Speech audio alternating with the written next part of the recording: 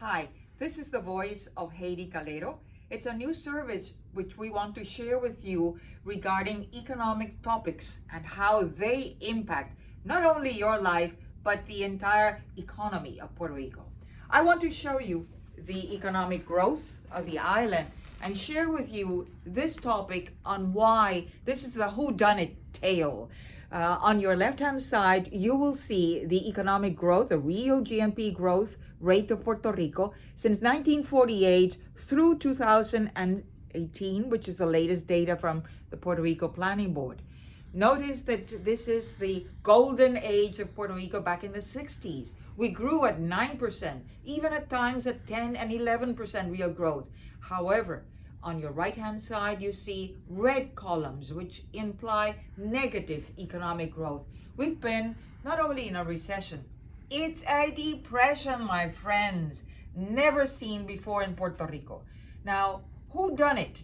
What is behind this performance of economic growth in the island? And I want to show you another graph which tells a story. What has been happening with the heart of any economy, and that is the process of investment. You can tell that as percentage of GNP, which is the blue line you see on this graph, we have been reducing and declining our investment in machinery and equipment, investment in construction, not only of housing, but industrial and commercial buildings, in our infrastructure, in our highways, in our roads, in our electrical system, in our waters, in our ports. Well, that is really the heart of any economy. Well, what has been happening? Why is it that right now our process has been declining when we had this major breakthroughs back in the 60s when Puerto Rico's economy was growing at a great speed? Well, I think a lot has to do with the use of the finance, especially of our infrastructure, with the public debt. We grew enormously. We use the public debt very efficiently, or at least there are results to be shown for the use of those monies, very fiscally austere. But right now, since the end of the 2000s, I think we were seeing an increase, tremendous increase in public debt, and we don't know how well it was used. In fact, we do know. That's the whodunit tale, because otherwise investment would have been increasing. And so right now we are in a process of bankruptcy with Title III under a fiscal supervisory board, which the US Congress mandated back in 2016.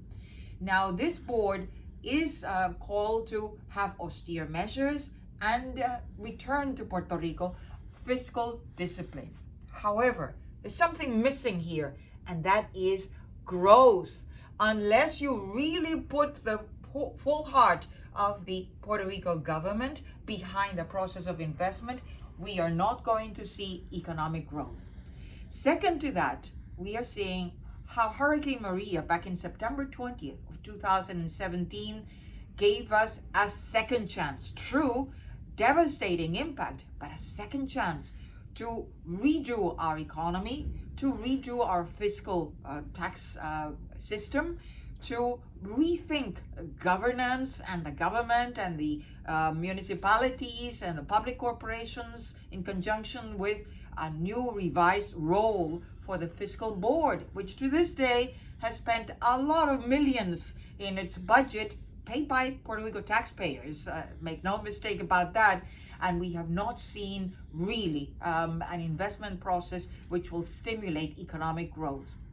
So I think we have a second chance with Hurricane Maria, and as we indicated in our study, how Hurricane Maria impacts our forges Puerto Rico's economic future, which you can visit in our hcalero.com website.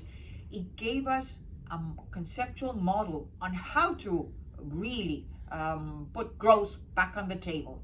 And that means you really need to focus on infrastructure, our electrical system, our ports, water system, highways, and telecommunications. And you also need to put the backbone of the Puerto Rico government behind 4 key economic sectors, not 24: tourism, agriculture, manufacturing, which still has many opportunities, and services, but not all services.